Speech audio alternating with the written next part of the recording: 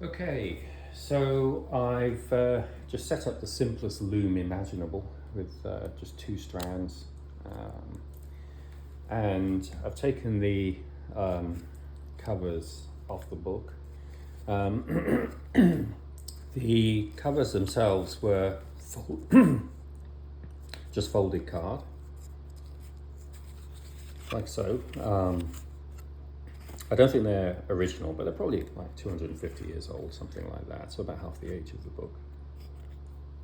Interestingly, the bands were this leather, and just look at how flexible that is.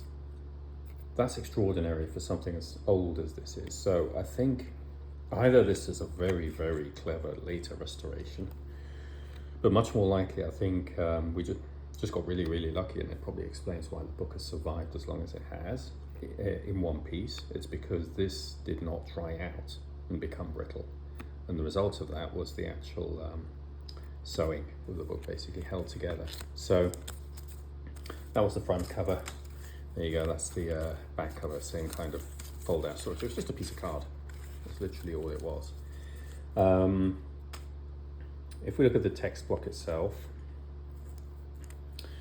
these are where the leather was tied in. So you had two raised bands here, and then you had a cross stitch here and here. This section of the book had actually been also subjected to some kind of later glue, maybe even a polyurethane glue, I don't know, that was stuck at the bottom here. That was probably done at the same time as this later thread was sewn in here. So I've separated it all out. So we now have all the signatures separate, which basically means we now have an opportunity to really bring out the gophering when we re-sew this. So what I've been trying to do is to literally play with it to see if I can get the gophering to stand out more. But I think what I'm rapidly learning is, you know, obviously individual leaves have gotten dirtied at different rates due to unevenness in the book. So I can play with this a little bit, just manually like this, to try and get rid of the unevenness. I'm having some success, but it's never going to be, unfortunately, completely perfect. But one thing this has taught me is when I do sew in the bands here, and I'm going to follow the same basic pattern of cross stitch, raised band, cross stitch. I'll need to do so with a little bit of looseness in it. So even when it's sewn, before I glue it, it'll have a bit of side to side play like this. And that way, before I do put a bit of glued sort of cloth on the back here, I'll be able to actually play with it to get it as close as possible to perfect for the gophering, so it shows out, it sort of shows as best it can here. So I've also been doing a lot more thinking about the binding we're going to use afterwards. Obviously, beginning of the video I spoke about using vellum, probably ruling out leather as it's being a bit boring, to be honest. But now what I'm thinking is something slightly different. So first off, in terms of the boards, I think this is a very, very small book. And if I want to set this up to really survive for another 500 years, it needs to have a binding that, if you like, overstates its presence somewhat. And so we can't go with limp vellum or just a piece of card like this. This is a piece of, I don't know, late 18th century board from another book. So what I'm going to do is trim this down. So I can definitely get two boards out of this. It's just about the right size. It's a little bit bigger, which means the text lock will be better protected from when it's shelved, like so. And then, as opposed to leather or vellum, I want to try something I've never done before, which is use pigskin. So this is a pigskin, a very, very worn, tattered binding from a book, about 400-year-old book. But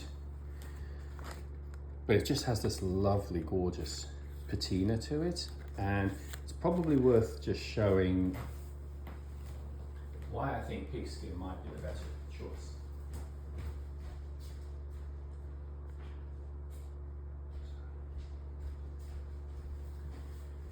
So the thing about pigskin is it is a little bit, it's a thicker, stiffer skin than ordinarily leather or vellum, or at least the recycled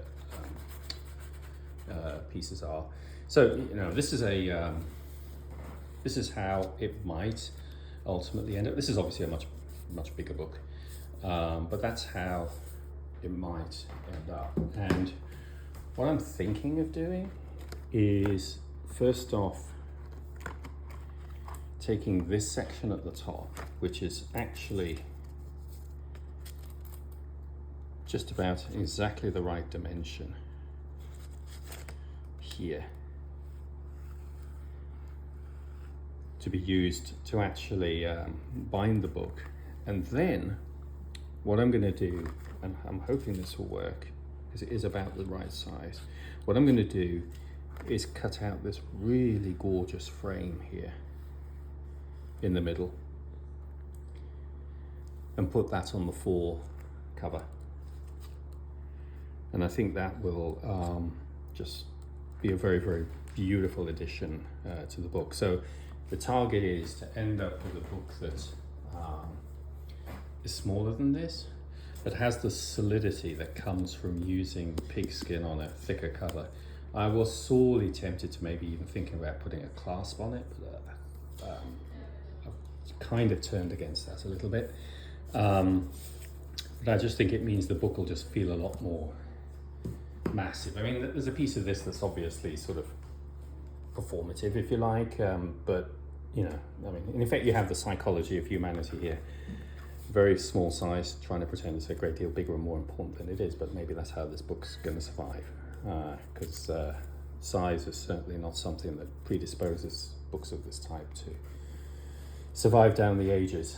So anyway, that's the plan. I think we'll have a really good finish, hopefully. So the next step is to sew the text block, and we'll be doing that signature by signature, building up on here, cross stitch, raise band, cross stitch, all the way up. Shouldn't take too long, there's only about 30 signatures. Okay.